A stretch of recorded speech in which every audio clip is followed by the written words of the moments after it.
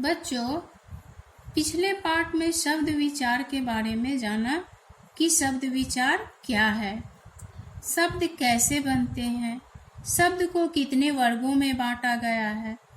बच्चों, इन सब के बारे में हम लोग पिछले पाठ में पढ़े थे। आइए आज उसका दूसरा पाठ पढ़ते हैं। तो बच्चों, शब्द के कितने वर्गों में बांटा गया है? तो शब्द को 4 वर्गों में बांटा गया है। ये कल भी चर्चा हुई थी। पहला है अर्थ के आधार पर, दूसरा है विकार के आधार पर, तीसरा है उत्पत्ति के आधार पर, चौथा है बनावट के आधार पर। तो बच्चों, अर्थ के आधार पे हम लोग कल पढ़ चुके हैं। आज हम लोग पढ़ेंगे विकार के आधार पे। बच्चों, विकार के आधार पे शब्द के 2 भेद होते हैं, विकारी शब्द और दूसरा है अविकारी शब्द। अब आइए विकारी शब्द क्या है इसके बारे में हम लोग पढ़ते हैं। विकारी शब्द, विकार यानी परिवर्तन।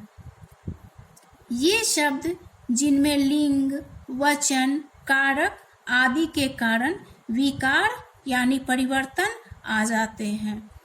विकार यानी परिवर्तन, ये लिंग, वचन, कारक के कारण जिन शब्दों में परिवर्तन आ जाते हैं तो उन्हें विकारी शब्द कहते हैं। विकारी शब्द के 4 भेद होते हैं। पहला है संज्ञा, दूसरा है सर्वनाम, तीसरा है विशेषण, चौथा है क्रिया, जो हम लोग आगे इसके बारे में पढ़ेंगे और जानकारी लेंगे। दूसरा है अविकारी शब्द। अविकारी यानी जिनमें परिवर्तन न हो, ऐसे शब्द जिनमें लिंग, कारक आदि के कारण कोई परिवर्तन नहीं होता है। तो बच्चों, इन सब के कारण लिंग, वचन, कारक आदि के कारण परिवर्तन नहीं होते हैं शब्द में, तो उसे अविकारी शब्द कहते हैं। ये 4 प्रकार के होते हैं।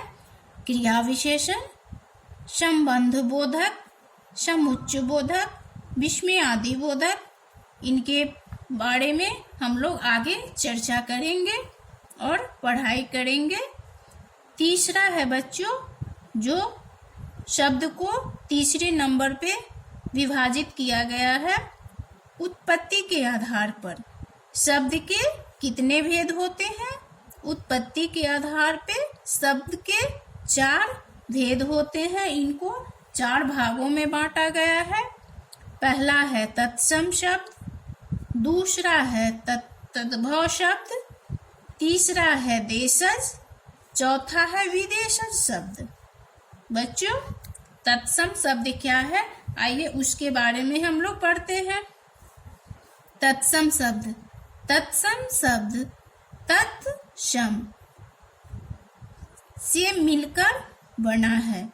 तत् का अर्थ है उसके तथा सम का अर्थ है समान, उसके समान।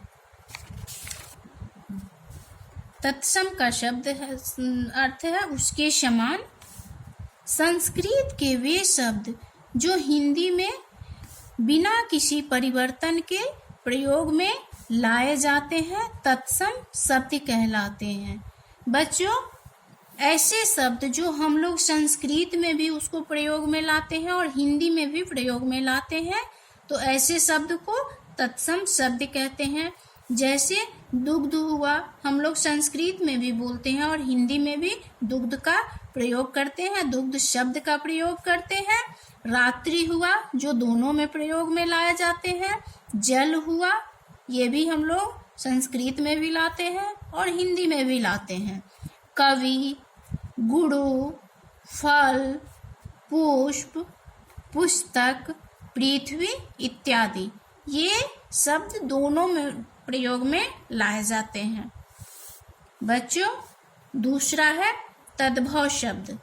तद्भव, यह शब्द तद्भव शब्द से बना है। इसका अर्थ है उससे पैदा हुआ। ये शब्द संस्कृत शब्दों के रूप में कुछ बदलाव के साथ हिंदी भाषा में प्रयोग में लाए जाते हैं। वे शब्द संस्कृत शब्दों के रूप में कुछ बदलाव में लाते हैं, पूरी बदलाव में नहीं, कुछ बदलाव में। जैसे दधी, दधी और दही, हिंदी संस्कृत ये दोनों थोड़ा बहुत परिवर्तन में आए। सांप, सर्प, कुब्ज, कुबड़ा, कपूर, कर्पूर इत्यादि ये शब्द थोड़े बहुत बदलाव में लाए जाते हैं, वो तद्भव शब्द हुआ। बच्चों, तीसरे में हुआ देशज शब्द। देशज अर्थात देश में उत्पन्न, ये शब्द भारत के विभिन्न क्षेत्रों में तथा आम बोलचाल की भाषा से लिए गए हैं। जैसे खिचड़ी, जूता, पैसा, पगड़ी, ये हम लोगों का आम भाषा है, देशज शब्द है जो हम लोग आम भाषा में इसको बोलते हैं, आम भाषा में इसको बोली जाती है। फुनगी, लोटा इत्यादि ये देशज शब्द है। चौथा में है विदेशी शब्द, जो शब्द विदेशों से लाई गई है, जो विदेशी और हिंदी में भी हम लोग शब्दों को बोलते हैं। दूसरे देशों की भाषाओं से हिंदी में आए शब्द विदेशी शब्द कहलाते हैं। जैसे रेडियो, लालटेन, स्टेशन, स्कूल, पादरी, जमीन, बंदूक, सब्जी, इनाम, कलम, आदमी, वकील, सौगात, रुमाल, तौलिया, कमरा इत्यादि ये सब शब्द विदेशी शब्द है, जो हम लोग को हिंदी में आए ये विदेशी शब्द। Thank you.